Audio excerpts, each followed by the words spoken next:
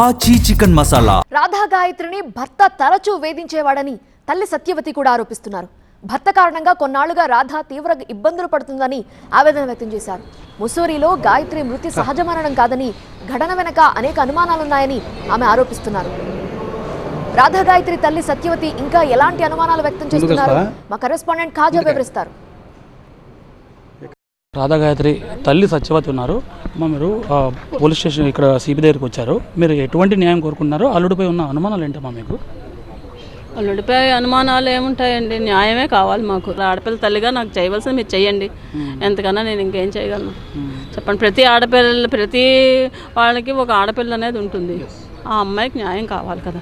ఇలా ఎంతమంది అమ్మ పిల్లలు మీకు? ఒక్క పాప, మాకు ఒకే ఒక పాప. ఎంఎస్సీ సైకాలజీ చేసింది, మానసికంగా కూడా చాలా దృఢంగా ఉంటుంది. ఈ సమయంలో ఇలా జరుగుతుందని ట్రిపుల్ పీజీ చేసింది, ఎంఎస్ సైకాలజీ చేసింది, ఇప్పుడు ఐఏఎస్ ప్రిపేర్ అవుతుంది.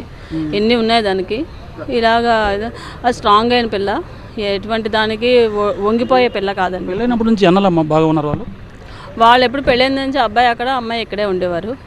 మధ్యలో వీక్లీ ఆఫ్స్, వీక్లీ ఇదైనప్పుడు అబ్బాయి వెళ్తూ ఉండేవాడు, ఢిల్లీ వెళ్ళేవాడు, అలా ఉండేవారు అంతే. ఏంటమ్మా అంటే జనరల్గా అనుమానించేవాడు అని చెప్పి చెప్తున్నారు వాళ్ళ తండ్రి కూడా. ఎలా చేసేవాడు? అనుమానం అంటే వీడియో కాల్ చేయడం అండి. ఇప్పుడు పబ్లిక్లో 10 మందితో ఉంటాము, వీడియో కాల్ చేసి చూపించు అంటే దానికి షేమ్ అయిపోతుంది కదా. అంత పెద్ద చదువుకున్న అమ్మాయి, అది ఒక్కటి పాయింట్ పట్టుకోండి చాలు.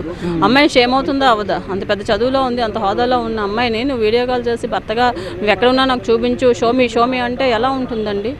అమ్మాయికి ఎక్కడున్నాని, ఇంట్లో ఉన్నా అని ఆ మూలమూలన్నీ చూపించు, అక్కడ ఎవరున్నారు ఏంటంటే అంత నీకు అనుమానం ఉన్నప్పుడు వదిలేసుకోవాలి. అంత అనుమానం ఎందుకు పెట్టుకోవాలి?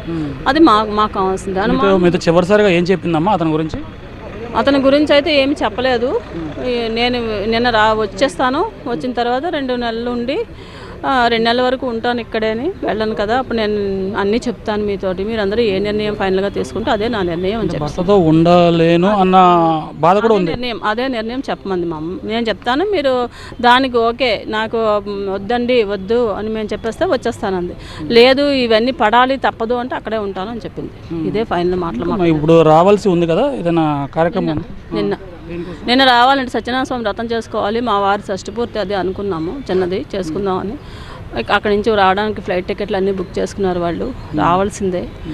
కానీ మరి ఇలా వచ్చింది అనేది తెలియట్లేదు. ఢిల్లీలో అత్తారింట్లో లేరమ్మా?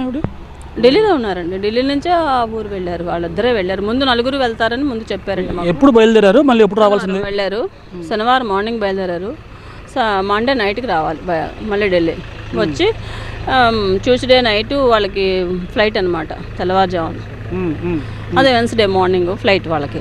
మనకి వైజాగ్ వచ్చేసరికి 7:30 అవుతుంది నాకు చెప్పింది ఆవిడ. అన్నారు వాళ్ళ అత్తగారు, మంగళవారంతో బయలుదేరుతున్నాం ఇంట్లోంచి కాబట్టి మా వాళ్ళ ఇంటికి వెళ్ళిపోతాం, అక్కడ మీరు మీ అమ్మాయిని తీసుకువెళ్ళడానికి రండి అన్నారు. సరే అలాగే మేము ప్లాన్ చేసుకున్నాం. ఫ్యామిలీ ఎలా ఉంటుందమ్మా? మంచివాళ్ళు, ఫ్యామిలీ అయితే చాలా మంచివాళ్ళు. అతనే ఇబ్బంది, చాలా మంచివాళ్ళు. అయితే ఒకటి తల్లిగా నేను ఇదవుతాను, తల్లిదండ్రులుగా వాళ్ళ అబ్బాయి మాటలే వింటారనేసి ఒకటి. కానీ కొన్ని విషయాల్లో వాళ్ళ అబ్బాయిని మాత్రం మందలిస్తుంటారు. అమ్మాయి పై నుంచి వచ్చింది, తను ఎంత చదువుకుంది, ఎంత ఇలాంటి పిల్లని మనం తెచ్చుకున్నామంటే చాలా గర్వం మనకి అని వాళ్ళ నాన్నగారు చెప్తుంటారు. పాప మృతికి వెనుక కారణం ఇతనే అయి ఉండొచ్చని అనుమానిస్తున్నారు? నేనైతే అదే అనుమానం, అంతే 100% అతనే చేశాడు. ఇది నా దీని నుంచి నాకు న్యాయం కావాలి. విహారాన్ని తీసుకెళ్ళి చేశాడు అంతే, విహారానికి వెళ్ళినట్టుగా వెళ్ళి 10 రోజుల నుంచి ఆ అమ్మాయిని అలాగా మోటివేట్ చేశాడు, తనలోకి తిప్పుకున్నాడు, ప్రేమ అభిమానాన్ని కొంచెంగా చూపించాడు. తను మారిపోయాడు అనుకుంది నా కూతురు. అక్కడ తీసుకెళ్ళిన తర్వాత ఏం జరిగిందో, రాత్రి ఏం చేశాడో తెల్లవారుసరికి బాడీ కనిపించింది. ఇదే జరిగింది మాకు. నాకైతే ఇదే అబ్బాయి చేశాడని నేనైతే ఎక్కడ రాయమంటే అక్కడ రాసి పెడతానండి. నాకు న్యాయమే కావాలి. ఒకవైపు తండ్రి మాట్లాడారు, అతను ఆవేదన వ్యక్తం చేశారు, దీంతోపాటు తల్లి కూడా అదే ఆవేదన. ఎందుకంటే సూటిపోటి మాటలు, దీంతోపాటు అనుమానాలు. కనీసం కుటుంబ సభ్యులతో మాట్లాడినా సరే వీడియో కాల్ చేసి చూపించు అనే పరిస్థితికి వచ్చిందంటే తన కూతురు ఏ స్థితిలో అతనితో కాపురం చేస్తుందో అర్థం చేసుకోవచ్చని ఆ తల్లి తీవ్ర ఆవేదన వ్యక్తం చేస్తుంది. ఒకనొక కూతురు ఇలా విగతజీవిగా మారడాన్ని ఆ కుటుంబం జీర్ణించుకోలేకపోతుంది. అది ఖచ్చితంగా ఈ రాధా గాయత్రి మరణం వెనుక అల్లుడు శ్రీచరణ్ పాత్రే ఉంది. ఆమెను మోటివేట్ చేసి విహారానికి కానీ తీసుకెళ్లి అక్కడ ఆమె మృతికి కారకుడయ్యానని ఆరోపిస్తున్నారు ఆ తల్లిదండ్రులు. కెమెరా పర్సన్ బాబుతో ఖాజా TV9 విశాఖపట్నం.